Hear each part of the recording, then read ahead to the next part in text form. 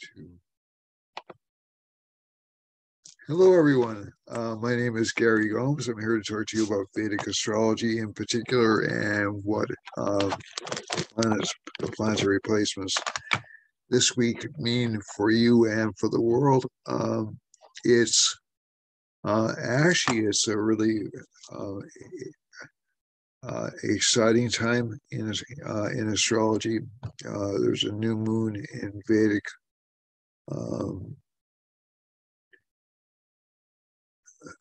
Leo, if I recall. Let me just check. Could be an installation nakshatra, which is back in Cancer, but it's still a very auspicious new moon. And before we start, let me tell you just a little bit about myself in case you haven't seen this before. I've been a Vedic astrologer since 1990, and I've been published in Mountain Astrologer, British Association of Vedic Astrology Journal, the ACVA Journal. I'm currently a teacher slash professor at the American College of Vedic Astrology, Kepler College, and Dyer Academy out of Holland. And I teach a wide variety of different astrological traditions, but mostly from the Indian tradition. And I particularly like what's called Jaimini astrology and Brigu astrology and Nadi astrologies. And those are subsets of Vedic astrology.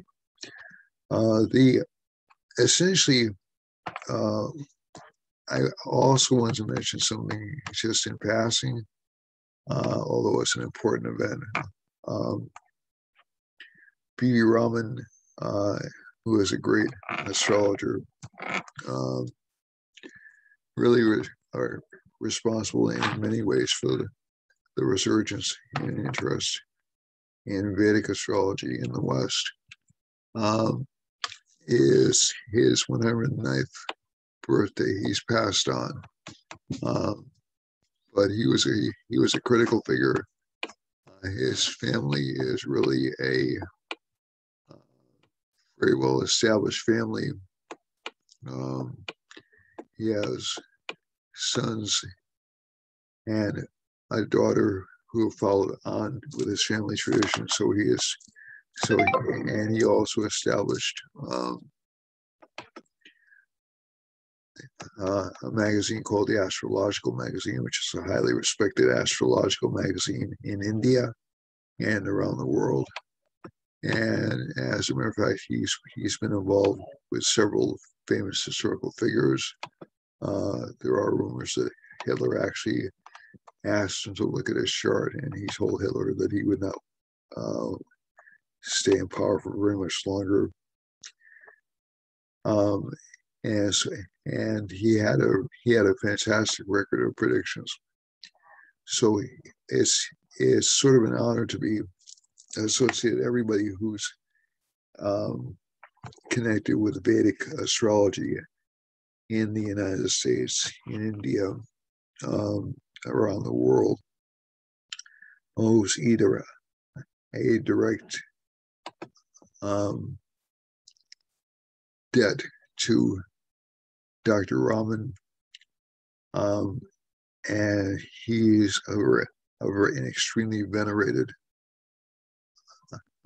figure in Indian astrology, and it just is sort of like our great guru in Vedic astrology, especially in the 20th century and beyond. So he should be remembered, his memory honored, and held in esteem. So, Dr. Raman, this is remembering you.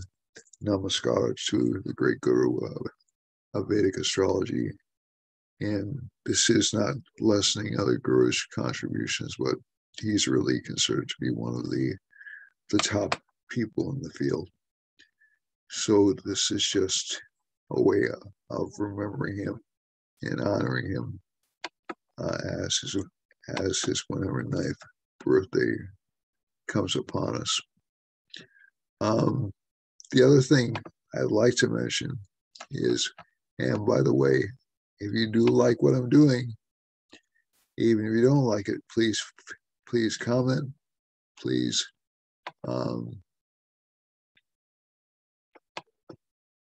let me know what you'd like to see me cover.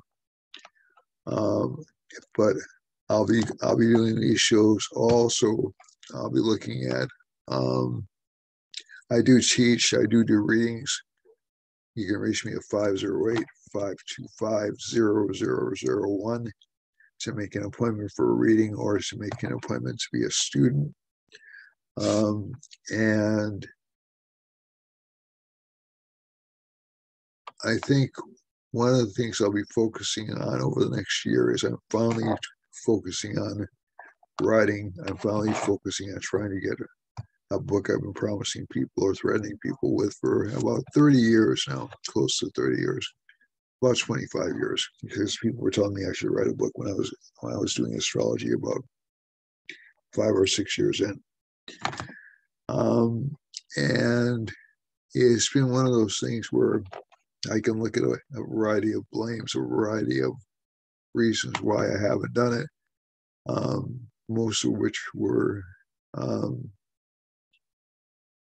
other responsibility connected. So I held a full-time job while I was a working astrologer, and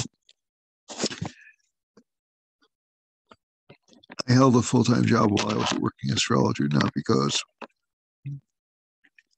well, because I also tend to,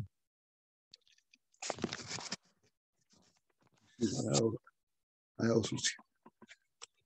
also had a long career in public service and government work, and I enjoyed doing that kind of work as well. So it isn't entirely, it wasn't entirely selfless. I actually enjoyed that kind of work. I still enjoy that kind of work. I still do it part-time. But also, there's an aspect of me which needs to be busy all the time. So that's just sort of like part of my nature.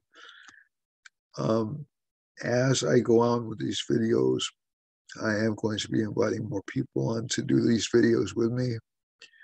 I am going to be working with a good friend of mine, Simone. I plan to do additional videos with Lolita Donatella, Rebecca. You've probably seen some of those already. I've gotten good feedback on those, and I hope to do some international videos as well. So people from other countries, people I've done with an astrologer from Lebanon that you can find on the YouTube channel I have. So I enjoy getting different perspectives, even if it's not necessarily people that I would normally agree with in terms of interpretation, but you can always learn something from somebody else. And that's one of the ways we grow and one of the ways we develop.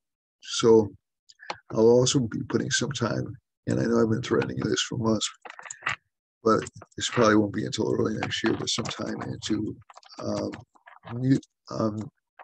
music-related videos. And one of the things that fascinates me is,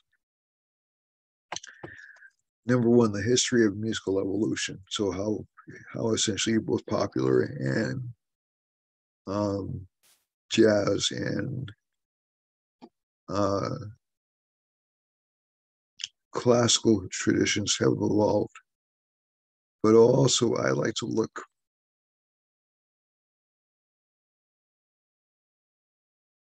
I'll just come out. I'll say it. I like to look under the rocks. I like to look for people who maybe aren't as well known as other people. I had a 1,000 record collection, and I think maybe 2 or 3 of the records I had were by well-known artists. Because, and again, this is my logic. I can always hear the well-known artists on the radio. I can always hear them on the stations. I can always hear them. I can't hear the people who the stations deem aren't suitable for mass consumption on the radio. So I need to go out and buy those individuals and put them in my library and put them into my head. And you'll also learn a great deal about where certain ideas come from, so they don't always come from the popular people. Sometimes they come from the people who nobody's ever heard of. And they just come up with a neat idea, and somebody else comes up with a neat idea maybe a couple of years later, and everybody says, oh, that person created that idea. When really you look back and you'll see there's really nothing new under the sun, to be honest. Even in classical music, if you go back to folk music, oh gosh, in the 14th century, you'll find stuff that didn't show up until the 20th century happening then. Okay, so that's one of the things that fascinates me about music. You have or about artistic trends. So everybody is going to sit down and say, well, I have this new idea, and chances are somebody's already thought of it and already done it. So that doesn't mean you shouldn't think of new ideas, but it's just to sort of like expand history a little bit, widen it, and I'll be learning as I'm doing those as well. So, and I'll try not to make it too dry academically. I'll try to make it entertaining. Okay, so it won't be like, well, I'm going to have you listen to this 2-hour piece, which is really, really detailed and deadeningly dull. That's not the idea. I want to bring, some exciting ideas into your lives and say, look, this is something which happened in 1929, but most people are unaware of it. I'd like to make you aware of it. If you like it, you might want to explore more in that area. You might want to turn me on to certain things, and that's fine. So it'll be a share. So let's get back to astrology. Again, I would strongly encourage you, because this is going to be big. This is not going to be something which is small. This page is going to expand, and one of the reasons I'm confident it will expand is because I'm telling you this on a new moon. The moon just turned new about roughly around an hour ago. So you see where that sun and the moon is in the chart right here? That's a new moon. So the moon and sun are close together. And this is what's called a gate opener moon. This is in the lunar mansion Ashleisha. So Ashleisha is essentially the lunar mansion connected with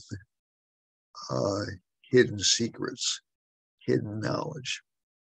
Okay. Revealed knowledge. So it's really a fascinating new moon, and it leads into Maga, which is, so Ashleisha leads into Maga Nakshatra, which occupies Leo, and then into Purva Falguni, which is a wealth-producing nakshatra, which is ruled by Venus, and then into Uttara Falguni, which is a status-producing nakshatra, which is ruled by the sun. So this is an opening. This is like a message from the heavens. Ketu is the ruler of Ashleisha nakshatra, so it promises some breakthroughs. It promises some new activity. Now, keep something in mind. One of the things I was looking at last week is the sun was directly aspected by Saturn. So that tends to stop or slow things down. Saturn, Mercury, and Moon have moved past the direct opposition with Saturn. They're ready to act. So you'll see a lot of activity happening like within the next couple of weeks. And actually, as you go into within about a week, the sun will enter this sign, you'll enter Leo. So you'll see a lot of or a great deal of activity connected with changing governments, connected with changing how we're ruled. And the reason I know that is because Rahu was in this nakshatra when the current United States Mahadasha started. But one of the reasons I'm using the United States as a reference point is because currently it's the most powerful country in the world. It may not be the most important, but it's the most powerful. And pretty much what we do does tend to influence the rest of the world. So that's not speaking from ego. That's just essentially what happens when you're the most powerful country in the world. It's still the number one economy. China's catching up fast, but it's still the number one economy in the world. So for the time being, the United States is still pretty much the world influencer. It doesn't mean it's any better than the rest of the world. That I have to be clear about that. It doesn't mean it's a better country, but it's the country that influences the world the most, mainly because of economics, mainly because of military power. And so the United States chart will essentially impact the rest of the world's chart. It's in some ways it can. It's like the elephant in the room. What happens in the United States is going to affect everybody. So basically, this isn't patriotic chauvinism. This isn't me saying the United States is better than anybody else. It's just in terms of influence. It's the person with the most money has the most influence. The person with the most weapons has the most influence. So, because they have purchasing power and they have military power. It's just as simple as that. Also, from this chart, Jupiter is aspecting Mars and Venus. So I told you before last week I wasn't crazy about this particular combination because it's very disruptive. When you have planets opposing each other or clustering around certain points in the chart, it'll provoke changes. It'll provoke disruption. It provokes earth changes to a certain extent. And we have those massive fires in Turkey. We've had massive fires in the United States. We've had all the water damage that's happened in other countries around the world. And that's mainly because Cancer is extremely active. It's the queen of the chart. And the sun has Mars in it. And Mars is aspected by Jupiter. So it's encouraging the growth of blazes. So people usually unreservedly look at Jupiter as being a positive planet. And it can be a positive planet. There's no doubt about it. But it also reflects growth in the chart. So if you have a planet which is growing all the time, if it affects a combination which is potentially destructive, and Mars is the most destructive planet, it will tend to cause problems for people. Also, as I pointed out last week, and this hasn't changed, Mars is aspecting Ketu. So they'll brush away or wipe out a lot of hidden or underground activity. It will reveal a lot of underground activity too. K2 and Scorpio will reveal a lot of underground activity. So it's important to look and see where these planets are and what signs they're in. So within about a week, the sun will be in the same sign with Mars. Venus will have moved to Virgo, which is not a good place for Venus. But and I'll talk about that in a second. So Venus moves into Virgo within about 3 to 4 days. And basically, so Sun and Mars will be affected by Jupiter. Venus in Virgo has no planetary aspects on it, at least as far as I can tell. It has no Rashi aspects either. There are things called sign aspects or Rashi aspects on it. So Venus and Virgo will pretty much tend to make us unhappy with our life. It'll make us worried about financial security.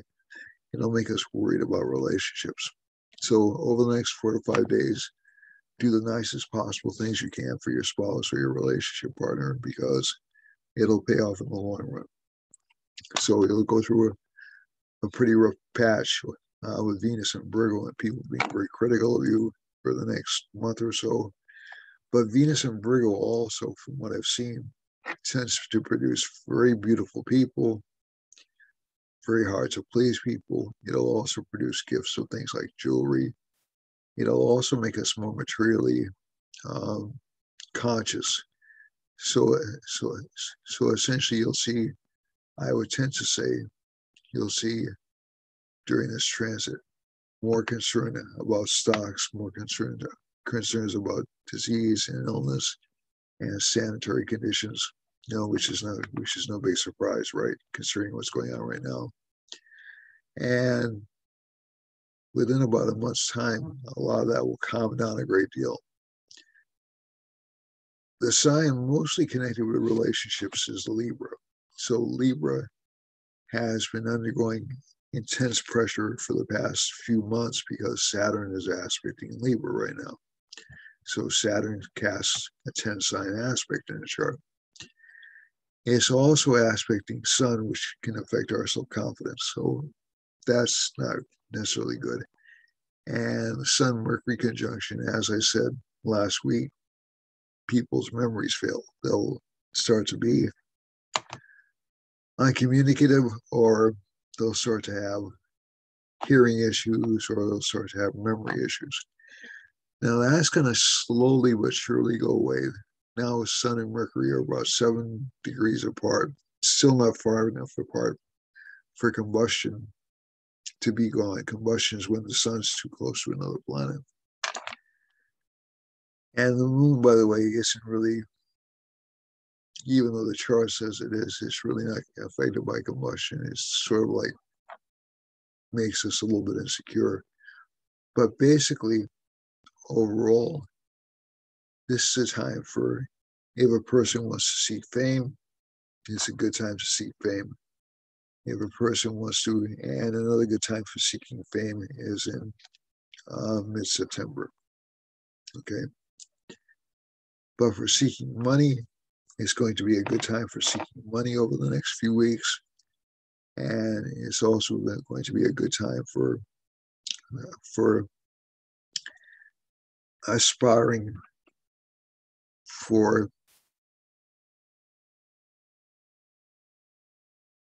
planning for things you want to happen. And what I mean by that is, let's say there's some goal or some idea that you had your mind on. Start it right now. It'll seem tough in about 4 or 5 days when Venus enters Virgo. But when Venus enters Virgo, you'll have an idea of what you don't want. Okay, so we all, basically, human beings, because of our constituent nature, because of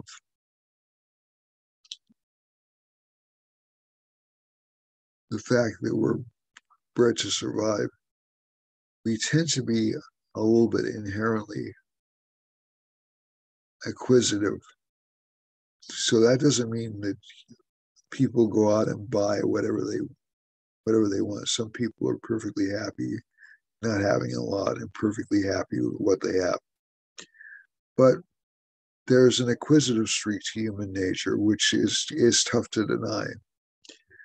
So that Venus and Virgo will make a person pull back a little bit and say, well, do I really want this? Do I really need this? And for some people, one of the things I've seen with Venus and Virgo is it tends to make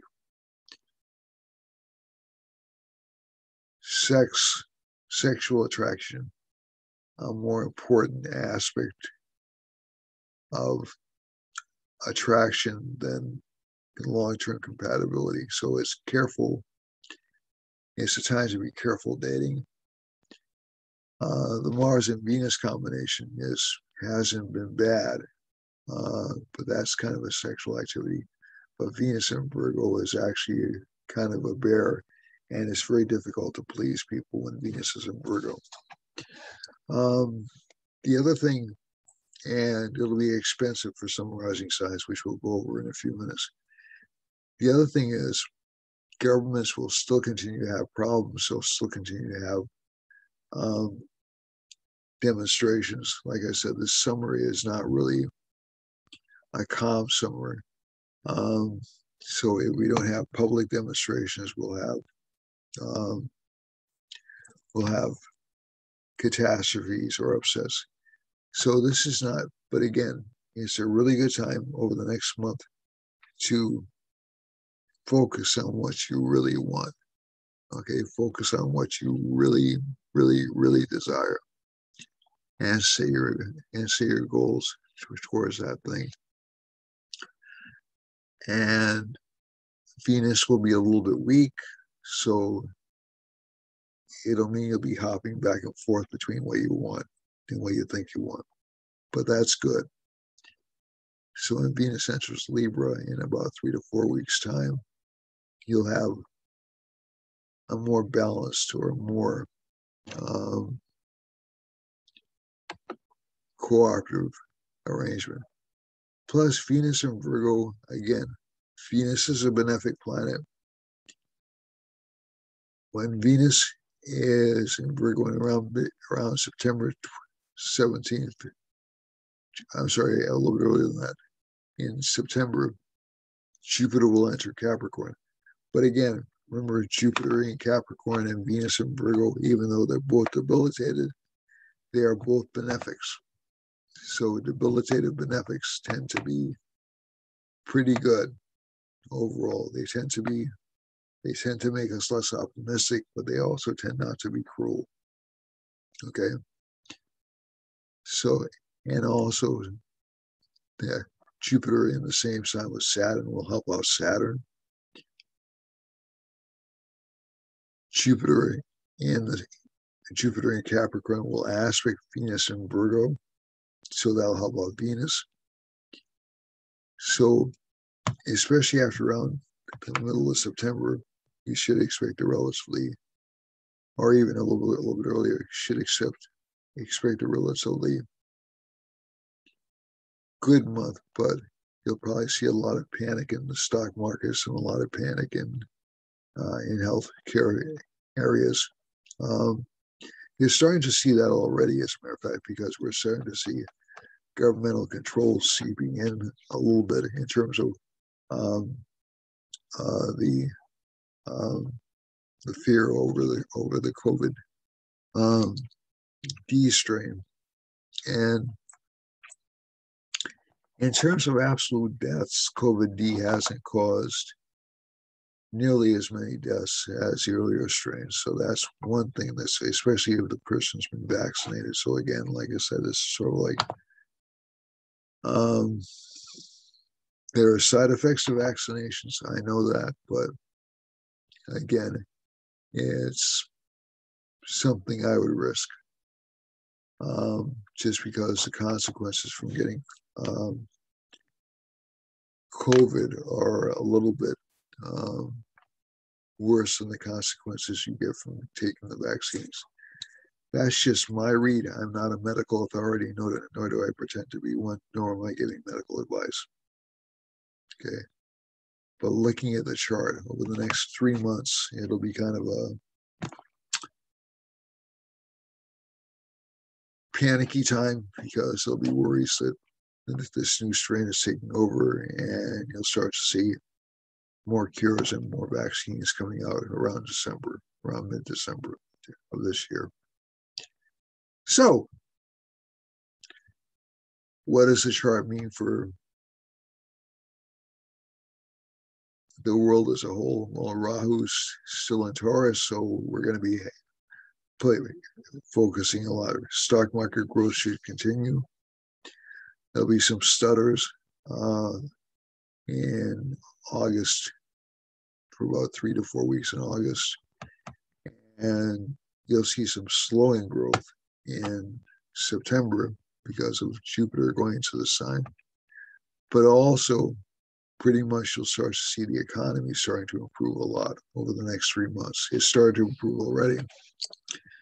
And in terms of inflation, actually, you'll probably start to see some control coming over inflation. At least that's what I'm hoping. More forceful government control over the next month or so. So after around a week or so, and I'll talk about this again next week. And K2, more governmental secrets coming out. So we're all interested in that.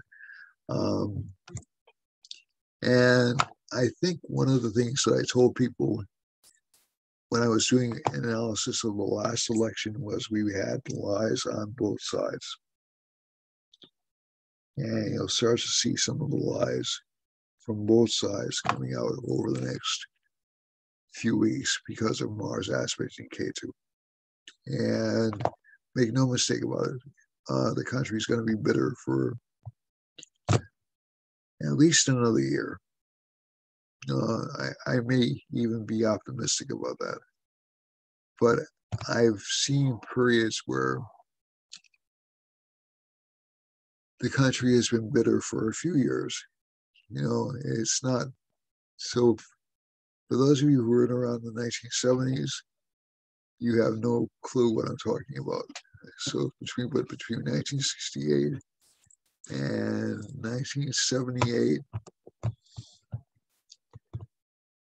the United States was really, it was in the group of a massive cultural transformation, a massive economic transformation. And people were bitter. People were bitter about rights. They were bitter about the decline in conservative ethos. They were bitter about economics. They were bitter about so many things. So people tend to have, and my favorite expression is that people tend to have short memories. There were a great many good things that happened during that time, but nobody remembers the emotional weight of how people felt like the world was collapsing. And the Reagan years, for some people, not for me, the Reagan years brought in a certain amount of relief that we could return to something, quote unquote, normal. So I think one of the things that we're going to be looking at is a lot of attempts to change government. That's Saturn Sun and Sun Mars combination, but also a lot of resistance from conservative areas. So that's going to continue. That's not going to go away anytime soon. The United States tends to be a more conservative country. That's what I've seen historically. When they have a chance to return to a conservative mindset, they do. Now, that doesn't mean the changes that have occurred during periods of reform haven't taken effect. They absolutely have. So, but I think people are expecting a flip-flop from like this very, very conservative balance of power to a very, very liberal or very, very socialistic or progressive balance of power. And that's not been my experience with the way this country or virtually any country in the world works. There's an integrated process, unless there's some kind of a military coup. But there usually tends to be what I would call a reform period, then an integration period, and then a new synthesis. So it sounds horribly like Karl Marx's thesis, antithesis, synthesis idea, but but it's true. All right, so let's look at the world map.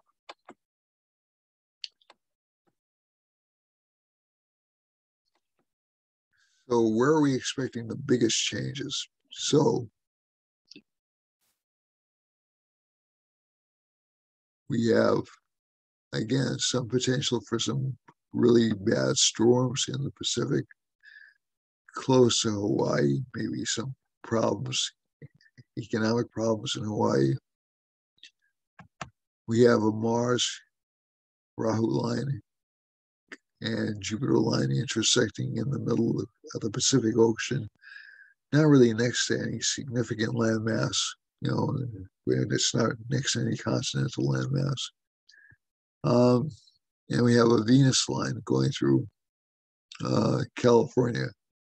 So we're going to have a recall election in California next month. Chances are that debilitated Venus doesn't hold good news for current Governor Newsom. I'll look at it as the election gets a little closer, but that's not good because it's going right through California. So there's a lot of people who are going to be unhappy with him when that election occurs. Also, Oregon and Washington are experiencing some problems. So they had fires, and now they're experiencing some major problems with flooding and with what we call mud avalanches. So that's kind of consistent with what's happening. So Venus has become destructive in this part of the country. Mars is mainly affecting the west coast of Canada. And so you might even see some problems with fires and with landslides there. Most of the country is left unlined, okay? And so you have Sun and Mars and Mercury. And there's a little line here. I need to see what it is. Excuse me. Going through, it looks like a Saturn line going through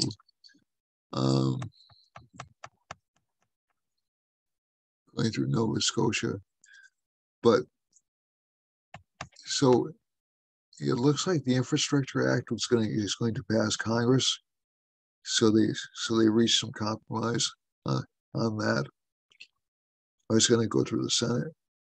So that's essentially the end of the government obstruction we were observing last few weeks.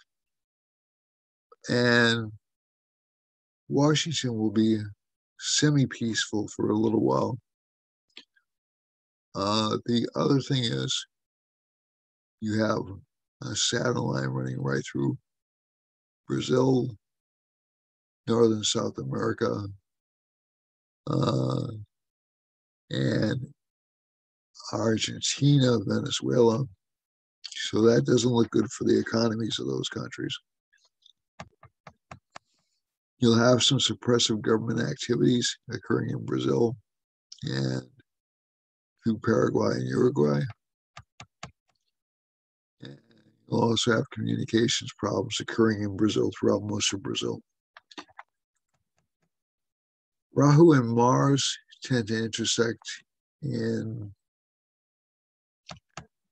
from Greenland down to Brazil. So Brazil really looks like it's going to be hit this month.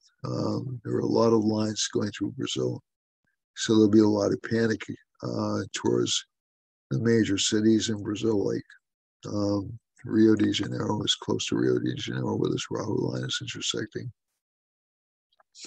And also, if you go back up here, you see a Rahu line going through Ireland and Scotland and going into Norway, Sweden, Finland, and into Russia and China. So this is northern China. We have a Saturn line there, and we have Rahu intersecting with the sun, the moon, and Mercury. So we're going to see much more government oppression in both Korea, South and North, and in China. And let's move backwards over here. But Japan looks like it's in pretty good shape. Japan still has some danger of earthquakes or tsunamis, but not as much as last week. And down through Borneo and Western Australia. And Australia looks to be particularly hard hit as well. So a lot of governmental problems in Western Australia in particular. So again, what I would call suppressive government tactics in that part of the world. They may be legitimized. I'm not saying they're not necessary. I don't know the politics of Australia that well. I don't know the politics of China that well, but these look like oppressive measures. The other part of the world is going to be hit. So Europe looks pretty. It looks like Europe's getting a bit of a break, which is probably well deserved. Venus is running through the Azores, so that should be. They'll probably have some problems there as well, weather problems because of Venus, especially connected with water, and also down through these islands right here. I can't remember the name of them. I wish I could. The other parts of the world which seem to have a lot of activity going on is Western Turkey. So Turkey looks like it's going to get a little bit of a break from the fires. And it looks like a Mars line, so there'll be fires and fighting in Eastern Turkey. For more government suppression throughout most of Eastern Africa,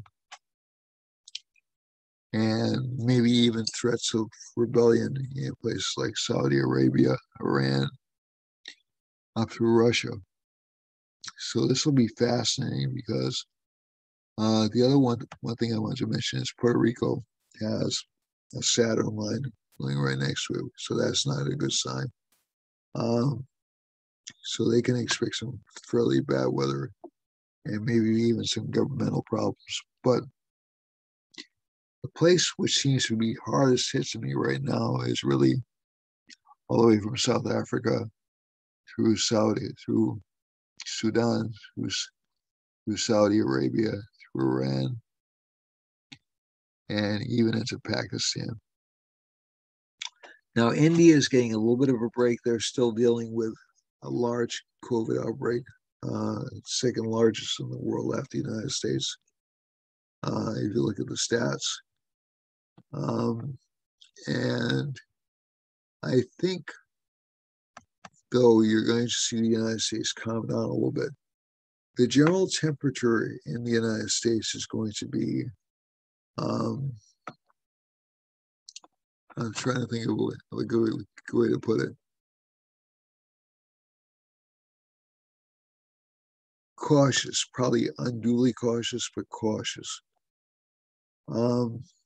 But you'll also see a lot of pressure to reopen the economy or to keep reopening the economy.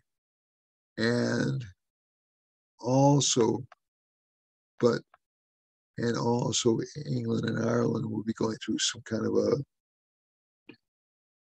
Ireland and Scotland will be going through some kind of panic situation.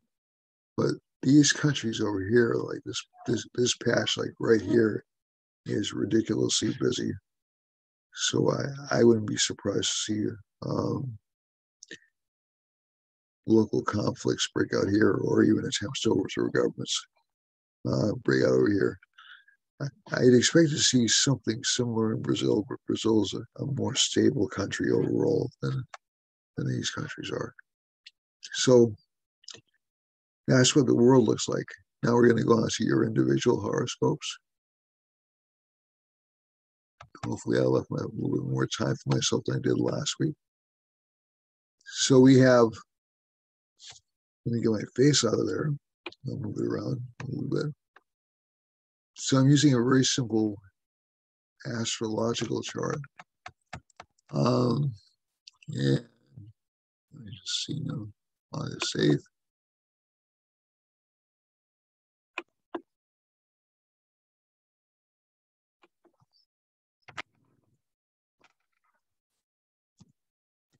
Stop the share to make sure that we're all looking at the same thing.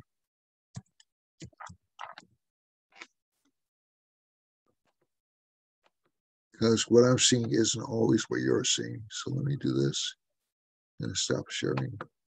Yeah, I'm going to go back to sharing again. So we're going to go here. All right. So we should have the chart up on the screen for Aries. So this is where Aries is in the Vedic chart. So that's Pisces, Aries, Taurus, Gemini, Cancer, Leo, Virgo, Libra, Scorpio, Sagittarius, Capricorn, Aquarius, and Pisces. So Aries, again, kind of anxious for money. Family life is a little bit not really to their pleasure. They have a lot of responsibilities connected with their family.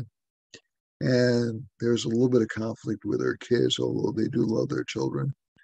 And that'll probably turn into disciplinary issues within about 5 days.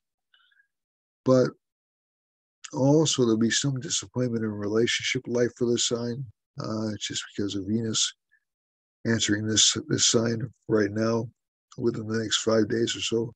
But that'll be gone within about 4 weeks. So there'll be good relationship opportunities within about 4 weeks' time. K2 in the 8th house is a lot of secret relationship partners. I'm being totally honest with them. There's a lot of secret activity going on. Saturn's in the 10th house, so they're working hard, but they're not making incredible gains. They're making some gains. They're getting some recognition. And Saturn aspect in the moon actually indicates their public profile is actually increasing. So that's good for them. For Taurus is has Rahu in it. So again, the sign has had problems with relationship life for the past few months. And it's probably sparked up a little bit, causing more arguments over the past few months as well. And some health issues, maybe with indigestion, but also with stomach flus coming up from this chart. Sun is in the 3rd house, so it makes them very forceful, very adventurous. And K2's in the 7th, so relationship partners will seem uncommunicative or difficult. Saturn is in the 9th house, so that's going to be very good for career life for them, but it will require a great deal of work. And Jupiter's in the 10th house, so expansion of career opportunities continues for this sign over the next few months. For Gemini has the Lord has been Mercury's been in combustion range, which means the significations of the planet are hurt, and the planet doesn't feel like confident in itself, and it'll feel a lot of pressure on it.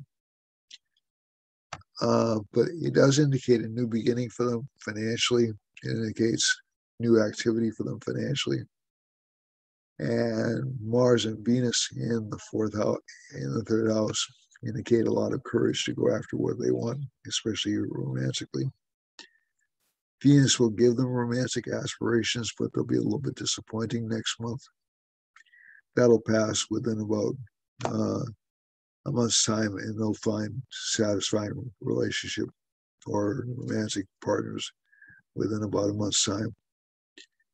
K2's in the sixth house. They have to be careful about stomach infections or um, any kinds of reactions, allergic reactions to medication. So this sign, people with Sun and Gemini are advised to be careful with the COVID vaccines to watch their health. Um, it's not just any vaccines. So they have any tendencies towards allergies or things like that, they should be a little cautious. Um, and Saturn's in the eighth house in the sign. So again, that delays communication and relationship matters. But luck and opportunities continue to expand and continue to move forward for them. They should experience a little bit of a windfall of money uh, next month when uh, when Jupiter goes into Capricorn. Excuse me. For Cancer's had difficult relationship life, but they're getting very famous or very recognized, and a lot of fights at home. Some problems with children, although children will be very gifted or very intellectual. And Saturn in the seventh house usually indicates some unhappiness or feeling controlled in domestic life. Jupiter's in the eighth house, so there can be some good financial gains for the sign. And Rahu's in the 11th, so if this sign has any interest in setting new aspirations for itself, now is the time to do it. So it doesn't mean you have to leap out of somewhere secure, but start moving your way towards freeing yourself uh, from uh, from limiting beliefs. Leo has Mars and Venus in it, has Jupiter in it. Again, as I said before, good for relationship life, good for reaching out to people, good for new business communications, although they will tend to be a little bit over optimistic.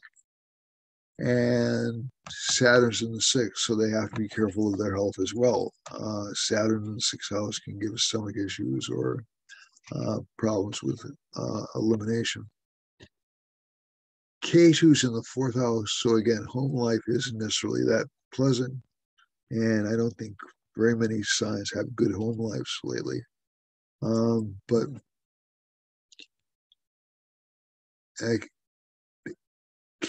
but that's K2 in the fourth, very good for education, extraordinarily good for career. So you should see a lot of career success over the next month or so. But also a lot of expenses and some lack of self-confidence. For Virgo, no planets in the first house, although the Lord is combust. So that again hurts self-confidence. K2's in the third house. It'll give a lot of courage, a lot of ambition. And Saturn's in the fifth house. So the sign will get pleasure from working hard. Jupiter's in the sixth house. Again, health issues come, but mainly from overeating or mainly from not being active enough. And Rahu's in the ninth house, so that should be good for career life and good for overall luck, although it won't last. It will tend to fade away. Libra indicates new career opportunities coming in because the first Lord is in the 11th house. Good for gains, good for career opportunities with the Sun, Moon, and Mercury. So there'll be more teaching opportunities, more public recognition opportunities, and K2's in the second house. So again, this sign will find it difficult to express itself.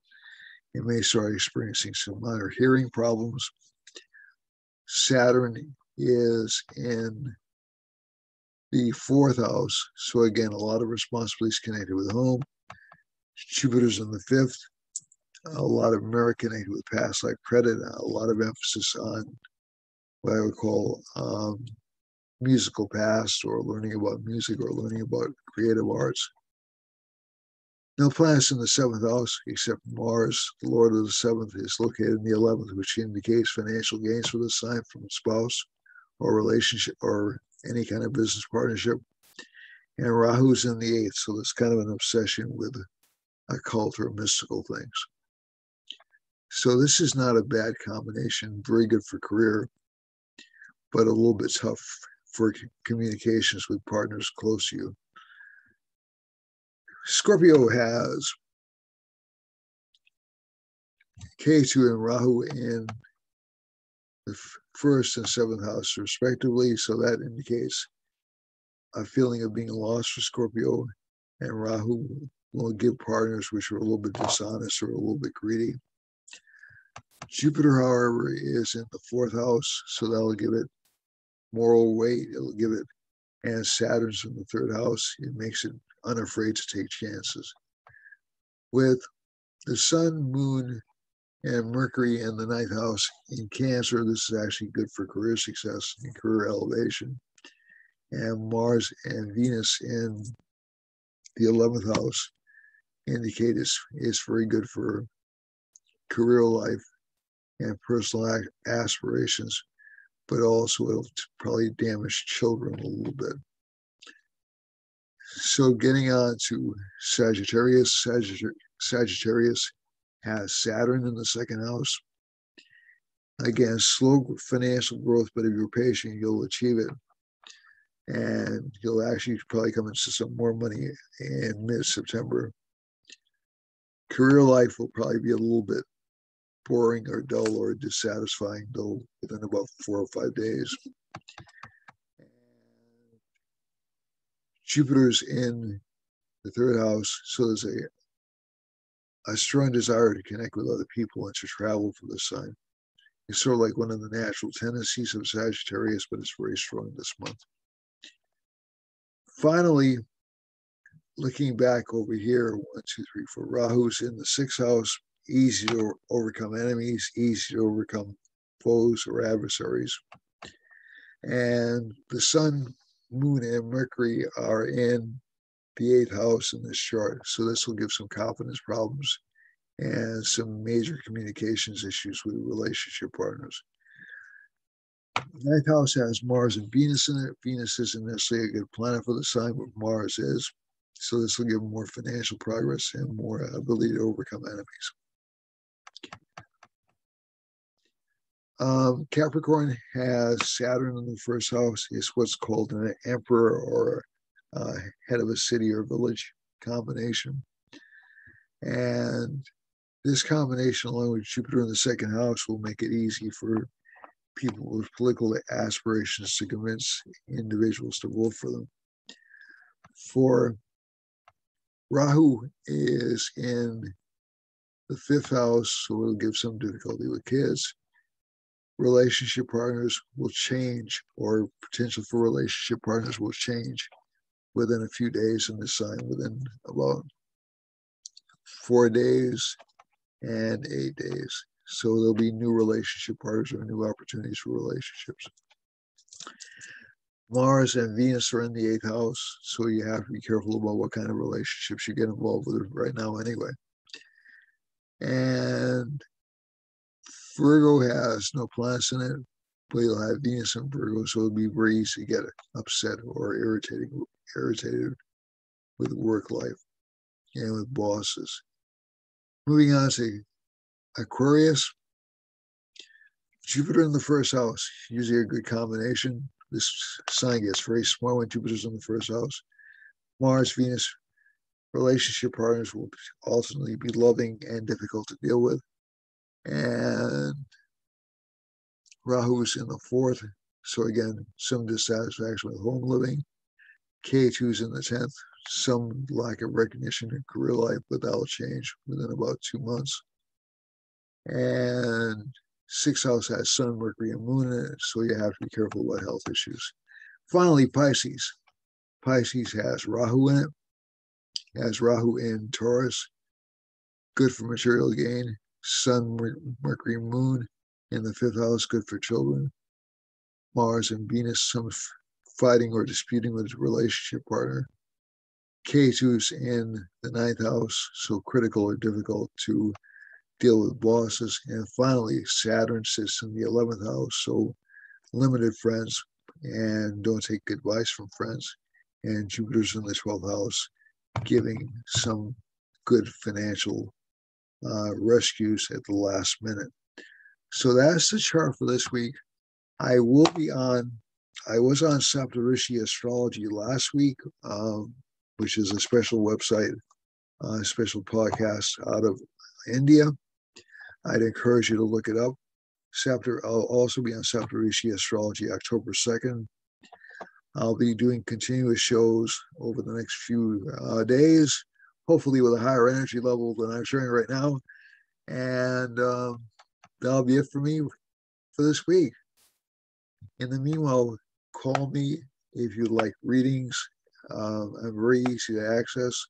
And also call me if you'd like remedial measures, because I can prescribe those and I can help you with how to set those up. Okay. So again, like, subscribe. Namaste. Blessings on you. Be careful out there. It's still an accident-prone time. And I look forward to seeing you next week. Bye, everyone. Okay, that's a wave. Okay. And over and out.